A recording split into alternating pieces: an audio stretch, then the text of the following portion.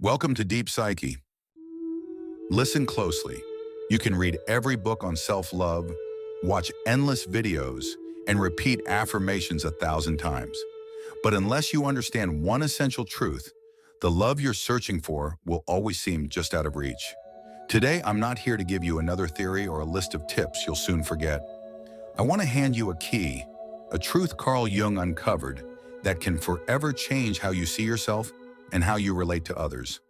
If you're here, it's not by accident. Something inside you already suspects there's more to love than what you've been told. This isn't only about accepting your shadow or balancing your inner energies.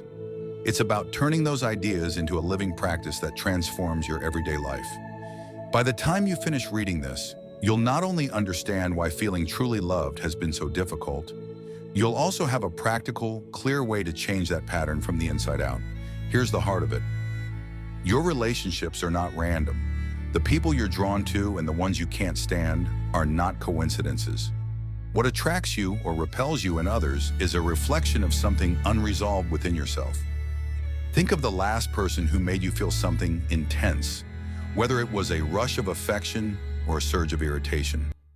They were not just a fleeting character in your story, they were a mirror, revealing something in you that perhaps you've overlooked, suppressed, or refused to acknowledge. Maybe you're often drawn to people who make you feel insecure, or maybe you're irritated by people who display qualities you secretly disapprove of, yet those same qualities might exist in some hidden form within you. This is where Jung's insight becomes powerful. Every person you meet has the potential to show you a part of yourself. This is what we call the relational mirror. When someone stirs up a strong emotional reaction in you, they are reflecting a projection of your own inner world, often a piece of your shadow. Look closely at the patterns in your life. Do you notice you keep meeting people with similar traits, or that you go out of your way to avoid certain types? Both patterns reveal something about you. Attraction and repulsion are two sides of the same coin. Both point toward parts of yourself that are asking to be seen. So the real question isn't, why is this person behaving this way? The real question is, what is this person showing me about myself? When you feel an intense pull towards someone, ask, what qualities in them am I drawn to? Could these be qualities I've yet to fully own or express in myself? Perhaps you admire someone's freedom and spontaneity because your own life has felt rigid and over-controlled. That admiration is not just about them, it's a signpost pointing back to something you long to reclaim within yourself. And the same is true for the people who push your buttons. They're not just obstacles or annoyances. They are, in a deeper sense, guides showing you the wounds, fears, and unexpressed aspects of yourself that are still waiting to be healed. Until you understand this mirror, you'll keep searching for love in places where it can never truly satisfy you. But once you learn to read the reflection, you'll realize that the love you've been chasing has always been, in some form, inside you, waiting for you to turn inward and see it clearly. Likewise, when someone irritates you deeply, pause and ask yourself, what exactly is it about this person that bothers me so much? Could it be that I carry this same trait within me, but have denied or repressed it? Perhaps arrogance in others provokes you because, deep down, you wrestle with your own superiority complex, one you're reluctant to admit even to yourself. This kind of self-awareness can change everything, but it demands a rare kind of honesty, the willingness to face the parts of yourself you've kept hidden, even from your own eyes. It's in this recognition that true healing begins. The most difficult people in your life are often your greatest teachers. That one person who constantly frustrates you might actually be holding the key to a part of yourself that is asking for attention. It's no accident that certain people appear in your life. They are, in a sense, karmic messengers, here to point you toward your own integration. And remember, just as others reflect hidden parts of you, you also act as a mirror for them. When you truly understand this, you begin to interact with both compassion and responsibility. You see that when someone reacts negatively toward you, they may not be responding to you at all, but to the reflection of themselves they see in you. Instead of meeting hostility with defensiveness, you can respond with understanding. The goal of this work is not just to notice patterns, it's to transform them. Once you recognize which part of yourself is being reflected in a challenging relationship, you can start the process of healing that part. As you consciously welcome back those rejected or underdeveloped aspects of yourself, your relationships will begin to shift, often without force, naturally and effortlessly. Integration is not an overnight process. There's no instant transformation. Approach your emotional reactions as a scientist might observe a rare phenomenon, with curiosity, not judgment. Over time, you'll notice that people who once triggered intense emotions will lose their hold over you. The kinds of relationships you've always longed for will begin to appear. Instead of attracting people who reflect your wounds, you'll start drawing those who reflect your healed and whole self. You'll no longer search in others for what you lack within yourself. Instead, you'll form connections grounded in mutual wholeness rather than emotional dependence. This is where true love becomes possible. Not the kind born from need or emptiness, but the kind that grows from completeness. When you love from a place of inner fullness, your relationships transform into spaces of shared growth, not cycles of emotional craving. You no longer look to someone else to fill your emptiness, because you've already met yourself in your entirety. You are already complete within yourself. And here's the truth that changes everything. The very part of yourself that you reject is the same part that quietly sabotages your relationships. You cannot fully love or be loved until you accept every part of who you are. Think about the traits you try to hide, the feelings you'd rather not admit, the sides of yourself you secretly wish didn't exist.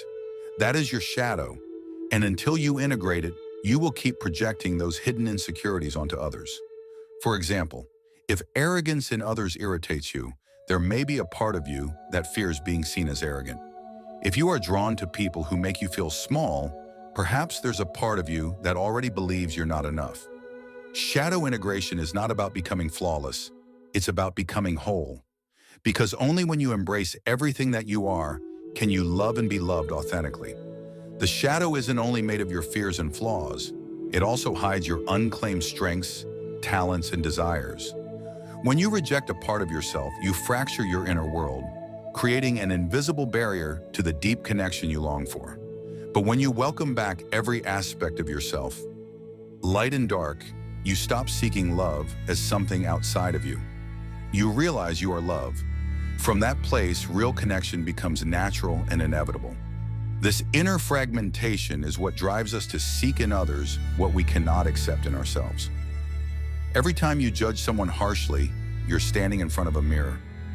The quality you despise in another is often a reflection of something in you that you have not yet acknowledged. Your strongest emotional reactions are your greatest clues. Maybe you dislike vulnerability in others because you fear your own fragility. Or you criticize someone's ambition because you've never allowed yourself to openly desire success and recognition. Your shadow also shapes your attractions. We are drawn to those who express freely what we have suppressed.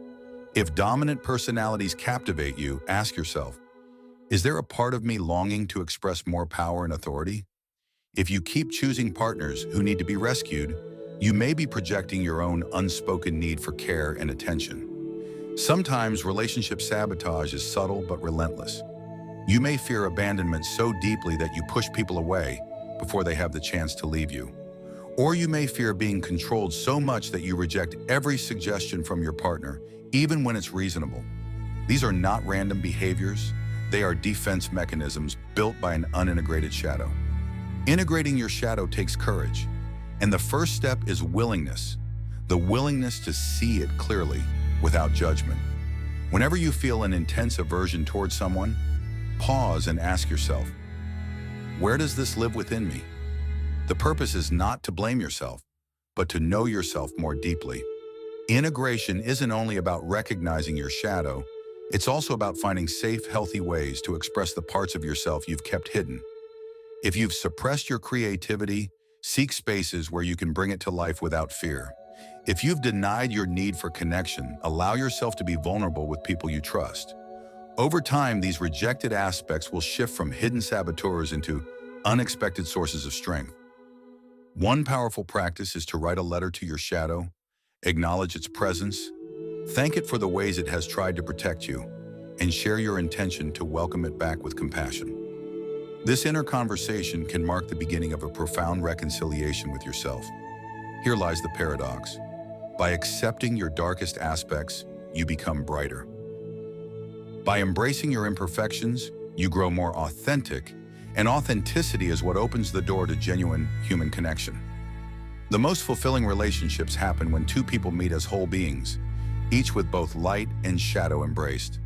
You no longer search for someone to complete you. You show up complete. You no longer project your fears and insecurities onto others because you have learned to hold them within yourself. And you realize that relationships are not merely about feeling good, they are about growth. Every conflict, every difficult conversation, every disappointment is an invitation to understand yourself more deeply. Love in this light is not an end goal, it is a journey of self-discovery. Without this understanding, you'll keep repeating the same mistakes in different forms. If you often find yourself in relationships where you feel abandoned, it may be because an old wound of abandonment still waits to be healed. If you seek out people who make you feel safe, it may be because a part of you still feels unsafe. When you approach love as a tool for growth, rather than just a source of comfort, its deeper power reveals itself. Relationships are life's most intense classroom, the clearest mirror of our inner world. Every person who enters your life carries a specific lesson. Until you truly learn that lesson, the pattern will keep repeating. The faces may change, but the essence remains. Relationship patterns are not accidents. If you look closely at your romantic history, you'll notice recurring themes weaving through different stories. Perhaps you're repeatedly drawn to emotionally distant partners, or you keep attracting those who need to be saved. These are not coincidences. They are invitations to turn inward, to meet the parts of yourself you've been avoiding, and to finally bring them home. Attachment theory reminds us that our earliest bonds shape the patterns we carry into adulthood. If, as a child, you learned that love was unpredictable or inconsistent, you may unconsciously seek that same inconsistency later in life, not because it's healthy, but because it feels familiar. Recognizing these repeating patterns is the first step toward changing them. The deeper purpose of romantic love is not simply to make you happy, though happiness can be a beautiful side effect. Love's true purpose is to reveal parts of yourself that would otherwise remain hidden. It is within intimacy that your deepest fears, your defense mechanisms, and your unspoken desires come to light. Love is not only about finding the right person, it's about becoming the person who can love deeply, fearlessly, and consciously. When conflict arises, the most transformative question is not, who is right? But what is this teaching me about myself? A small offhand comment from your partner might trigger a disproportionate reaction, a sign of a deeper insecurity. A strong urge to control could be masking an unacknowledged fear of abandonment. These moments, while uncomfortable, are invitations to grow. They are the very treasures that conscious relationships offer. Even your attractions can serve as teachers, drawing you toward qualities within yourself that are waiting to be expressed. If you admire someone's freedom, perhaps a part of you longs for greater freedom in your own life. If you are captivated by someone's creativity, it may be because there is an artist inside you, waiting for permission to emerge. Your most powerful attractions are not accidents. They are maps pointing toward unrealized aspects of your own potential. And even heartbreak, painful as it is, carries an extraordinary opportunity for transformation. When a relationship ends, you have a choice. You can blame the other person and keep repeating the same cycle, or you can turn inward and ask, what can I learn from this? That choice determines whether you grow wiser or remain stuck. Mature love does not demand perfection from a partner. Instead, it seeks mutual growth. In such a relationship, challenges are not threats to happiness. They are opportunities to expand, to break old limitations, and to heal together.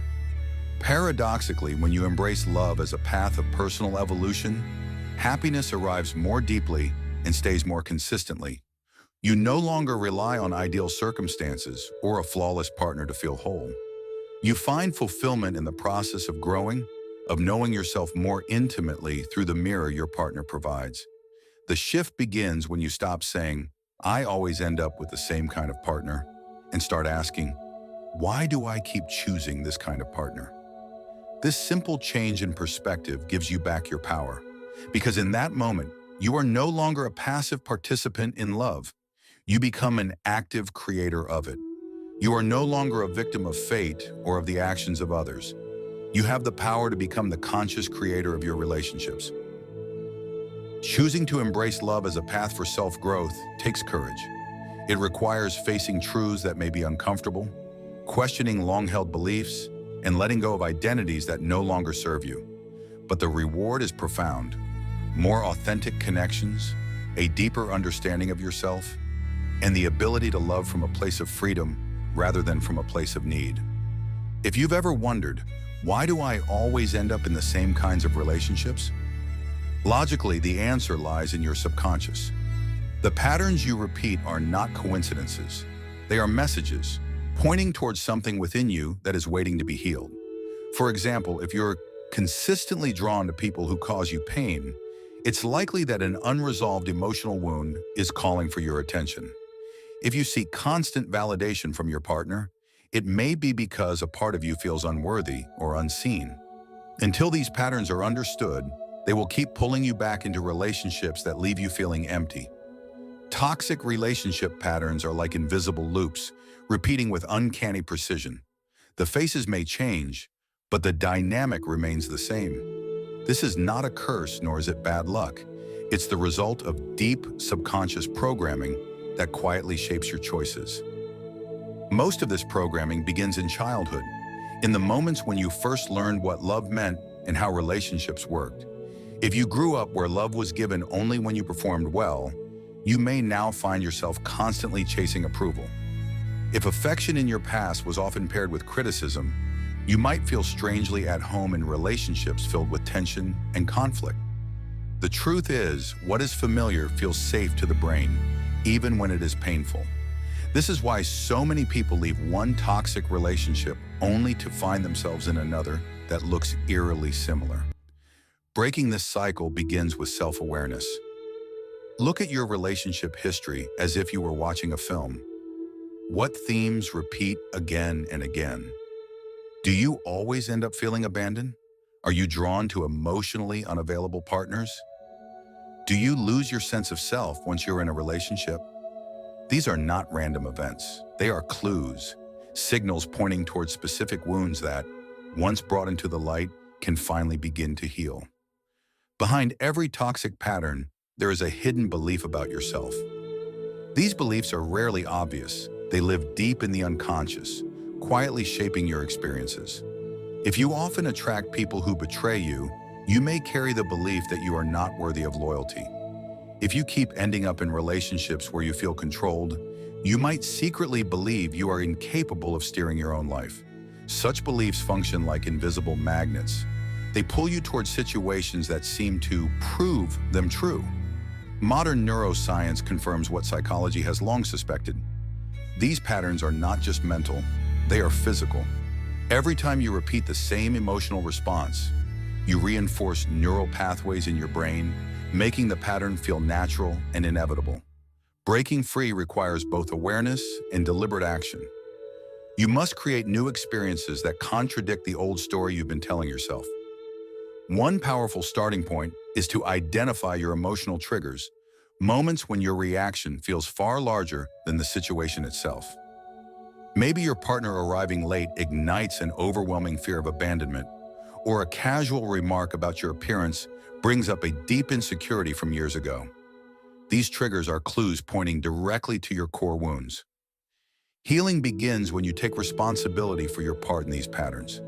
This is not about self-blame. It is about reclaiming your power. If you see yourself only as a victim of others, you will remain trapped in repetition. Real change begins the moment you decide, "I will no longer abandon myself." Patterns are not just in the mind, they are in the body. Relationship addictions resemble other forms of addiction. Your body often signals the pull toward toxicity before your mind catches on. You might feel a rush of excitement, a false sense of safety, or a familiar comfort that comes from the past, not the present. Learning to recognize these sensations gives you a chance to choose consciously instead of reacting automatically. Boundaries are essential for breaking cycles. They are not walls to keep love out. They are acts of self-respect that protect the love you have for yourself. If you tend to lose your sense of identity in relationships, create daily practices that keep you grounded in your own life. If you are drawn to people with narcissistic traits, decide in advance which behaviors you will no longer tolerate. Transformation is rarely comfortable. If you've been drawn to drama and intensity, a calm, stable relationship might feel boring at first.